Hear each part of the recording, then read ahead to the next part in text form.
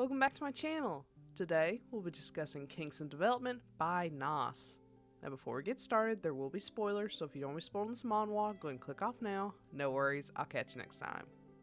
Now for those of you left behind, let's go over some content warnings, and buckle in because there's a lot of them. There may be references to violence, blood, homomesia, including use of the F slur, bullying, pseudo-incest, implied pedophilia and or molestation, obsession, memory loss, rape, BDSM, harassment, coercion, murder, child abuse, sex work, drug use, possessiveness, stalking, PTSD, adoption, homelessness, attempted drugging, confinement, self-loathing, blackmail, suicidal threats, and suicide attempts, as these things do appear in the manhwa.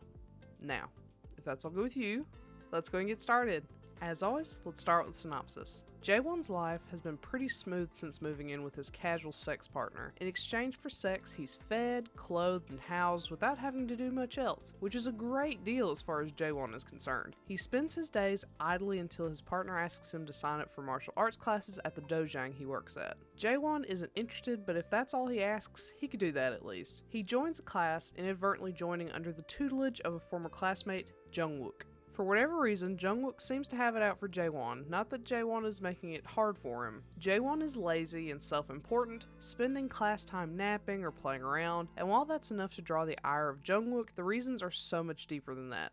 Jungwook and Jaewon got close in middle school, far closer than friends. They kissed and shared some of the most intimate moments of their lives, both when they needed it the most. Jungwook was ruthlessly bullied and tortured in school, and though Jaewon never came to his defense, he often lessened the bullying as much as he could by hanging out with the bullies. Jungwook was fine with this arrangement, and he was fine even when Jaewon ended up spreading a rumor around the school, making the bullying worse. What Jungwook couldn't stand was Jaewon moving on and abandoning him. Jungwook wants revenge, and he's willing to give Jaewon his body if he can get that revenge. What Jungwook doesn't know is that Jaewon doesn't remember anything about his betrayal. He hardly remembers Jungwook at all, and he's all too happy to go on this lusty ride of vengeance. This is another one that unfortunately gives Shotokan vibes because of the style in which our main character is drawn.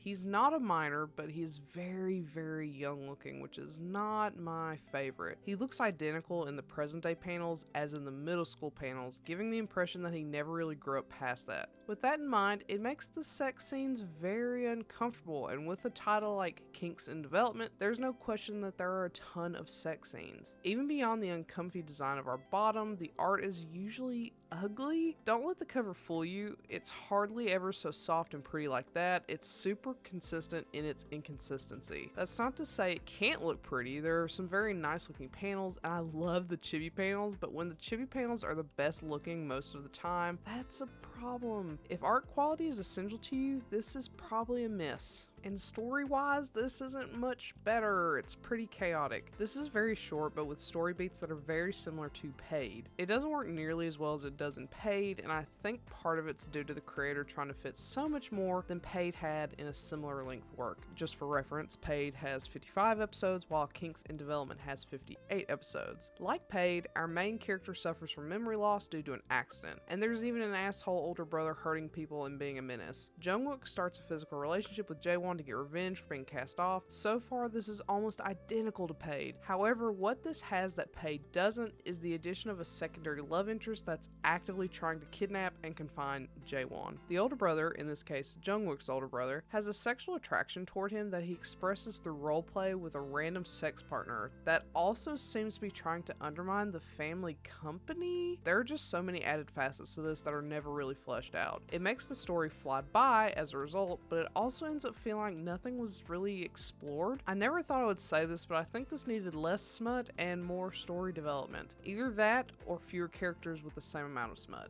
For more specific examples that cause so much chaos and probably could have been dropped, let's go over some of the secondary characters. The secondary love interest with Jaewon doesn't make much sense. He's presented as another teacher at the dojang, but he also seems to have ties to the underworld and utilizes them to corner and tie Jaewon to him. The criminal underworld side to him felt a bit like an afterthought and was one of those aspects I think could have been dropped without much hindrance to the overall story. Similarly, the older brother's relationship with his sex partner is hinted at and implied as long-term with some kind of contract in place. Then there's some indication that they've broken up, only for it to be revealed that the sex partner is actually some kind of mole trying to blackmail Seongjin, the parent company. I think the clingy, incestuous, and desperate older brother would have been enough on his own without the corruption and scheming of a conglomerate. I also think the secondary love interest could have been just as obsessive and weird without the added underground weirdness he had tacked onto him. I've been pretty critical of this one, and I'd like to end with something positive, so I want to talk about the best part of this entire series, the humor. I wanted to say the smut, but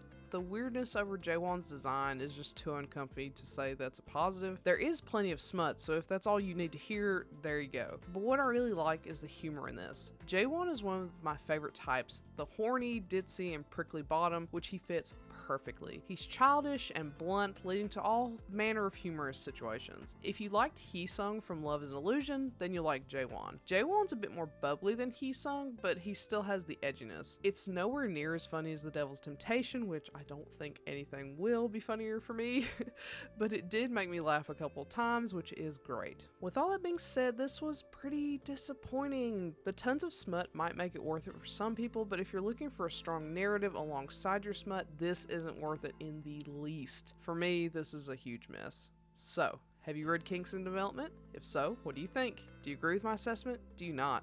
Let me know and comment below. Otherwise, I'll catch you next time. Bye!